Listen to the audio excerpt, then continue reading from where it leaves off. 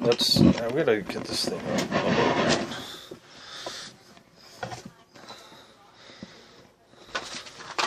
Oh, I think that's good. Okay. Hi everybody. Welcome to the neighborhood. Yo. I'm Neo Lack, and this is Digital Wave. Brian's not in the video. Today we're talking about New 52, Nightwing, Traps and Trapeze, Volume 1. Okay, I cannot talk like that anymore. I just finished reading this book, and it's super awesome, and I really don't like it. I suggest you don't buy it. Why'd you say it's super awesome? I feel like I missed something. Is it awesome and you don't like it? Yeah. Can you elaborate on that? Okay, here's the top 3 things I don't like about this book. Okay. Number 1, the story's predictable. Number 2, Alfred doesn't talk like Alfred. What does he shows up and he talks like everybody else in the book. And Alfred doesn't talk like everybody else.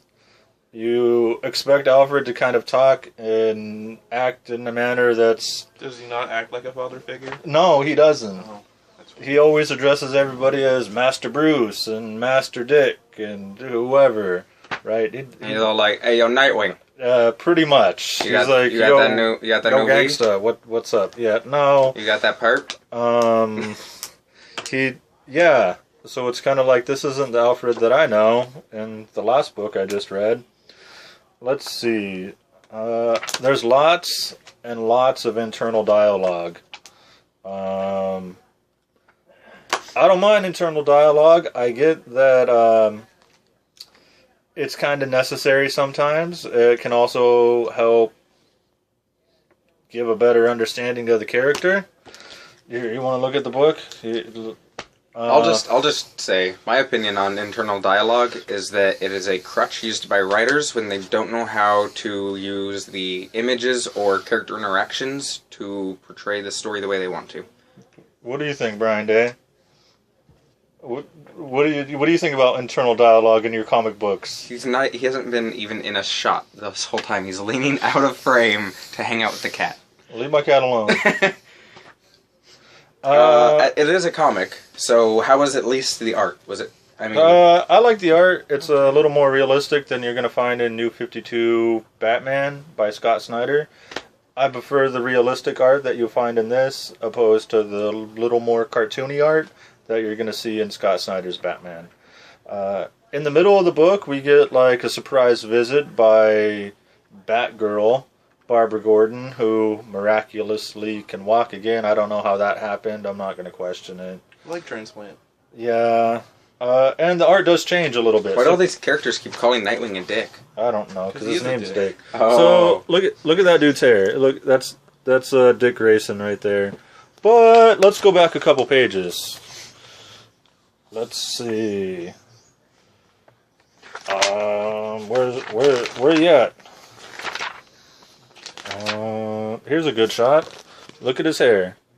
Like, there's 2 distinct art styles. I understand that in a run of a character, there's going to be, different artists. Did that take away from the overall story experience? Not really, but kind of the first few pages, I was like, oh, what happened here?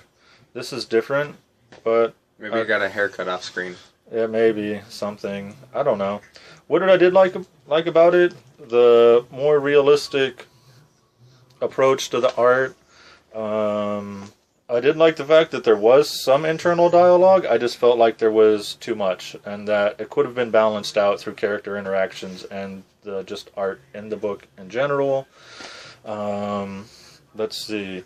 Why did I get the book? I got the book because I want to read this one. This one's Volume 2, Night of the Owls. And as I talked about in my other video, I really liked the story arc, and so I picked this up. But I don't know, maybe it's OCD or character continuity. I felt like I needed to read this one first. When, after I read it, I realized I didn't really need to read it because there's not a whole lot of information going on in here that's going to be relevant to what happens in here. So if that's the reason on why you're going to get the book, you can just skip over it and save yourself the $15. Or borrow it from me or whoever. So unless you're really into Nightwing or you like the artist or the writer, I would say you can skip over that if this is what you're interested in, like myself. I don't know. What do you think? How did we do? Is that okay? Do you think Seems good. 5 minutes is good enough? We can double it if you want. I don't know. But What else? What else can we talk about Nightwing? Yeah, the story is just like predictable, and it's kind of bad. Okay, so here's one last thing. Nightwing gets punched like a bitch. I guess that happens a lot when you're Nightwing or Robin. He did get beat up by Damian Wayne when Damian was like 10, so... Yeah, but he also beat up Batman, too. Yeah, okay, so here's the thing that I got with that. We'll come back to that later. End of the book, we get the crossover back to Batman. So all of these last 1, 2, 3, 4, 5 pages, right? It's the exact same dialogue that you're going to find at the end of Batman New 52, Volume 1 or 2, or whatever volume it was. I found that to be really annoying.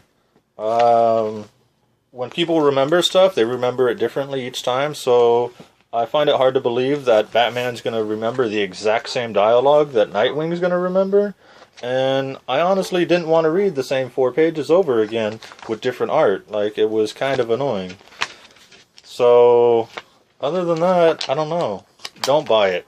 Borrow it. Or just pass. Or download it illegally. Should I? Don't say that. Don't. Cut. Scratch that. Thank you. Have a nice day.